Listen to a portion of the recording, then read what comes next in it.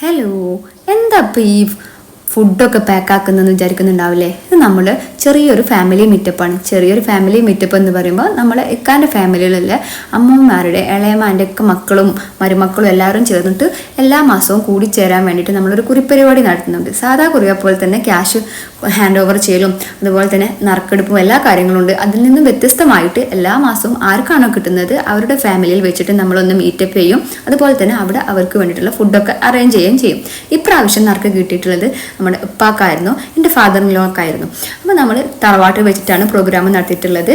ഫുഡൊക്കെ വെച്ചു. ഇനി അടുത്ത ക്യാഷ് എല്ലാവരും കളക്ട് ചെയ്യുക എന്നുള്ളതാണ്. ക്യാഷ് കളക്ട് ചെയ്തു. ഇനി ഫുഡിനുള്ള ആൾക്കാരൊക്കെ സെറ്റ് ചെയ്തിട്ട് അവരെ വിളിക്കണം. ഇനി ചായ കുടിച്ചതിന് ശേഷമാണ് നമ്മൾ നറുക്കെടുക്കുക. നറുക്കെടുക്കാൻ നമുക്ക് അറിയാതെ നമ്മുടെ വീട്ടിൽ വന്നുപെട്ടൊരു അതിഥി ഉണ്ടായിരുന്നു, ഉപ്പാൻ്റെ പെങ്ങൾ, നമ്മുടെ അമ്മായി.